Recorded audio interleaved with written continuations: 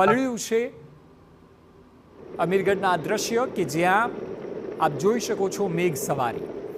અત્યાર સુધી ગુજરાતભરની વાત કરવામાં આવે તો ખૂબ જ સારો એવો વરસાદ છે, કારણ કે નુકસાન ક્યાંય જોવા નથી મળી રહ્યું।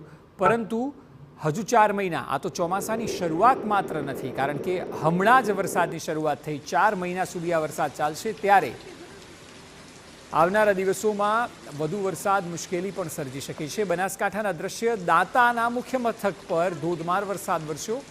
દાંતા સિવિલ જાણે કે બેટમાં ફેરવાઈ।